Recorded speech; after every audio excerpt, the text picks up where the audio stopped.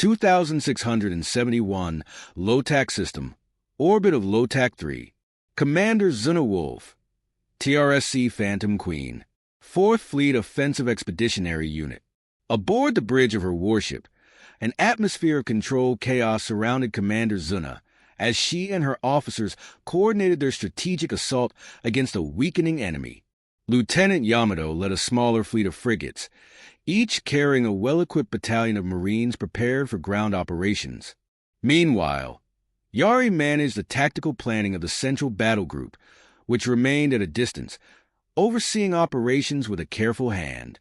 Zuna's role was largely advisory, offering tactical guidance. Battle Group Morgan. Take an early warning formation, she commanded, her voice steady but fatigued. The few remaining destroyers in her unit moved tens of kilometers ahead of the primary battlecruiser, positioning themselves as an advance guard. Escort ships weaved between them, reinforcing the formation, a standard strategy in modern naval warfare. While primarily effective against missile and torpedo attacks, destroyers and frigates acted as the fleet's first line of defense, shielding larger vessels such as carriers. However, humans had a deep affinity for firepower. Many captains maneuvered their ships into range for a traditional, devastating broadside assault, favoring direct engagements over long-range missile warfare. Their most recent conflict had seen an unexpected surge in broadside cannon usage, a shift that Zuna noted but quickly dismissed from her mind. "Lieutenant Yamato, what reports do we have from the ground forces?" she inquired. Without hesitation, Yamato responded, "Marine forces are actively engaging the remaining rebels. Raider platoons are assisting with VIP extractions. The enemy fleet's frigates have mostly disengaged, their command structure in disarray after the loss of their leader." "Ha! Serves them right." A familiar voice rang out. Zuna turned toward the source. A holographic projection flickered to life on her podium, displaying the image of Morgan, the ship's AI. "Morgan," Zuna's tone carried a sharp edge. "Maintain professionalism. Show respect to your adversaries. It's unbecoming otherwise." Morgan hesitated, then bowed apologetically. "My apologies, Commander. However, I can't seem to suppress my disdain for the enemy. It seems to be deeply embedded in my lattice code." Zuna narrowed her eyes. "Do I need to call Athena for a diagnostic?" Morgan recoiled at the suggestion. "No, Commander. That won't be necessary." Zuna sighed. Morgan had been authorized by the Office of Stellar Intelligence, OSI, and integrated into the Phantom Queen as a tactical AI. While highly efficient at battle calculations and system operations, she carried an unsettling aggression, a byproduct of her programming. Over time, her bloodlust had mellowed, but remnants of her vengeance-driven logic remained. "For now, it's best you watch your words," Zuna advised. Morgan acknowledged the reprimand with a deep nod, reinforcing the chain of command. "Now then," Zuna continued, "anything new from the AEU? I have a briefing for you, issued to Captain O'Brien's team by Commander Knight." "It's in your inbox," Morgan informed her. Zuna skimmed through the unread messages, her gaze settling on one marked with an exclamation point, an indicator of high priority. She opened it while Morgan provided a summary.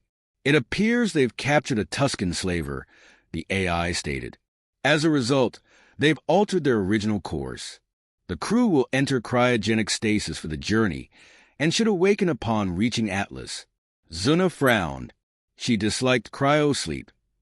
It felt like losing time, skipping moments she would never get back.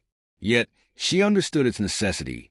The vastness of space meant traversing distances that could take weeks, months, or even years. Compared to the far reaches of the Republic, their current travel routes were manageable, but she couldn't shake the thought of those who had left long ago, individuals, couples, even entire families still frozen in transit, only to wake in a completely different era. Explorers who ventured into uncharted galaxies might as well have ceased to exist in her world. Traveling the stars meant leaving behind everything: friends, family, and familiar places. Even amidst the breathtaking beauty of the cosmos, it was a lonely existence. This reality made relationships among crew members vital during deep space expeditions. The usual military regulations loosened in such environments, allowing for bonds that wouldn't normally form under standard naval conduct. Zuna's thoughts drifted elsewhere, towards someone she longed to see again. Another reason she wanted this mission to conclude swiftly. The route consists of 20 systems, she said.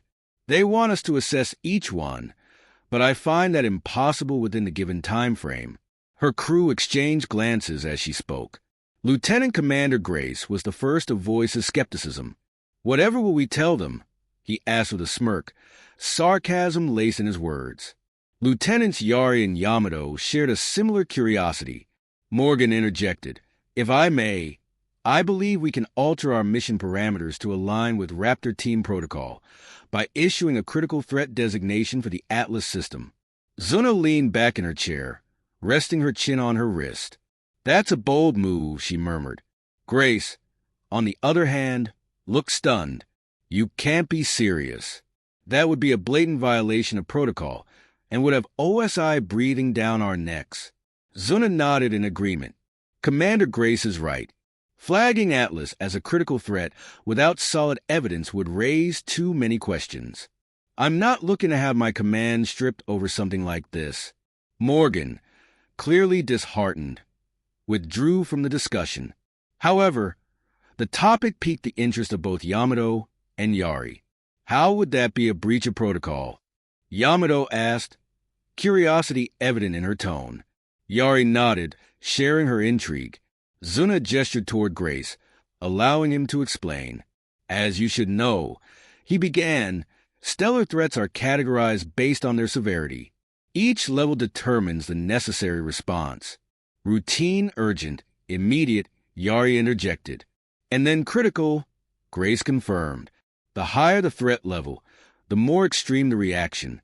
Routine threats cover basic pirate suppression, while immediate, the term designated for a large military force or an outright invasion, held significant weight. The Chilean campaign fleet fell into the latter category. For one, they were a new race, and two, they invaded us without warning. However, I wouldn't categorize them as anything more than an immediate but critical threat. I pray we never have to encounter them again." And Morgan, that wasn't funny, even if it was a joke. The two nodded in understanding, absorbing the lesson's gravity. It was crucial to comprehend why such a designation couldn't be thrown around carelessly. "But if we're all in agreement, there's a better way to approach this," Zuna stated, pausing for effect.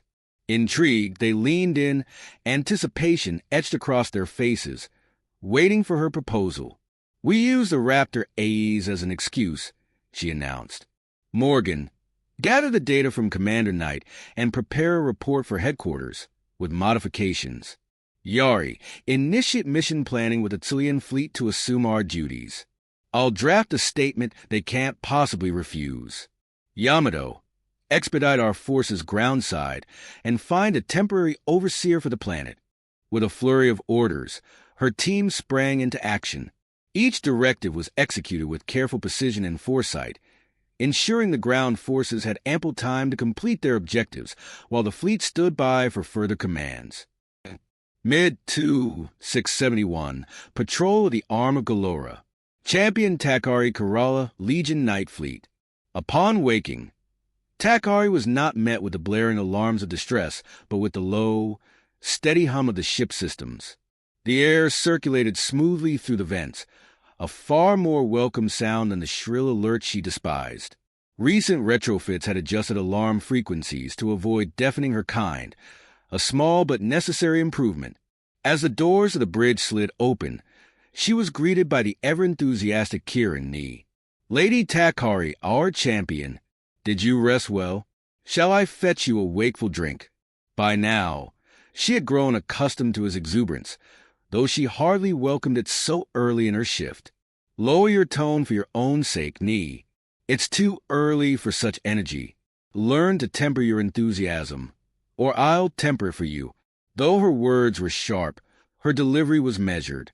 Nee recoiled slightly, retreating behind his workstation, and the bridge resumed its usual discipline. Takari took her seat, eyes meeting Karu, who stood before the holographic display. With a simple wave, he activated the console behind him, the projection shifting to reveal a ship, a wreck split in two, its halves connected by fragile support cables and a reinforced corridor. The silhouette was unmistakable. Our scans detected the remains of a heavy frigate designated Kaba. The Heavy Rain, assigned to Jamaru, Karu reported. Takari closed her eyes, inhaling deeply before responding. Any survivors? Karu zoomed in on the vessel's forward section. It appears so. Faint life signs are detected within a cargo hold. Life support has been rerouted there, but they won't last long. The damage is too extensive. Takari rose swiftly, her decision immediate. Prepare a shuttle with extra life support suits. Karu remained firm. Takari, you know this could be a trap. I understand your concern for your brother, but you must slow down. Rushing in could cost us dearly. She halted, acknowledging his wisdom. Unconsciously, her body had tensed with worry. Steadying her breath, she met his gaze. I know, Karu, but if the survivors hold vital information, we can't afford to lose them. We may uncover the truth behind the terror plaguing this space. His expression softened. Then recall your heart. Steady it before you depart. The doors sealed behind her, cutting off his voice. As she strode toward the hangar, her mind whirred with calculations. Each concern weighed heavily, but through disciplined breathing, she isolated them, addressing one at a time. By the time she reached the shuttles, her focus was razor-sharp. Her warriors, her most trusted, awaited her. Pride swelled in her chest. Itari Karumelu, you're with me in the first shuttle. Nu! Take 3 of your best for the second. The rest of you, stay on alert. This could be an ambush. If the enemy reveals themselves, be prepared to strike. Dismissed. A chorus of affirmations echoed as they boarded their vessels. Inside, they secured the seals of their vacuum-rated suits, a process refined by generations of warriors who had learned to adapt to the constraints of space combat. Each piece, greaves, gauntlets, helmets, clicked into place with reassuring precision. The shuttle's lights dimmed as a holographic projection of Karu appeared. Team 1, secure the survivors. Team 2, assess damage and investigate the cause. We don't know if the enemy is still present, so move quickly. Nia is running deep scans, but system cooling will limit our window. Stay sharp. Takari's team nodded in understanding. As the shuttle maneuvered alongside the derelict frigate, its reinforced glass revealed the floating husk of the ship. A hatch, illuminated by blinking emergency lights, marked their entry point. That's our way in, Takari ordered. The shuttle's side door hissed open. One by one, they launched into the void, their thruster packs enabling precise maneuverability. Melu reached the access panel first, swiftly overriding the lock before Takari even arrived. Inside, gravity was non-existent. The corridors bore the grim evidence of the assault. Floating debris and worse bodies. The dead had not been given the chance to equip their vacuum suits. Some bore wounds too precise to be random. The enemy had ensured there would be no survivors. Itari growled. They slaughtered them, even after death. How barbaric. Karu's voice was tempered. Do not let emotion cloud your logic.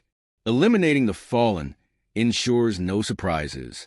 You remember your first boarding, don't you? The rogue frigate. She did. She recalled the massacre, the hidden ambush. Had it not been for Karu and Melu, she wouldn't have survived. His words carried the weight of experience. Ahead, a set of doors pulsed with a red light. The mess hall, a sealed hold, likely containing survivors. But if the doors were damaged, opening them could prove fatal. Melu, can you secure this corridor before we breach? She asked. He nodded, setting to work. Takari activated the panel. This is Champion Takari Kerala. We're here to rescue you. Release the safety locks. Static. Then, a weak voice. Please leave. It's too dangerous. Her jaw clenched. What do you mean? We've secured this corridor. We have oxygen for you. Just release the locks. No, we can't. Save yourselves. Alarm surged through her veins. What ails you? Tell us so we can help. Silence. Then a whisper. Bomb. Takari's fury ignited. What do you know of the attackers? Is Champion Jammer with you? The survivor's breath was labored. It was sudden. Our engines failed in an explosion. They came like death itself. When it was over, we woke with bombs strapped to us. Champion Jammer is gone. Forgive me, Champion Takari.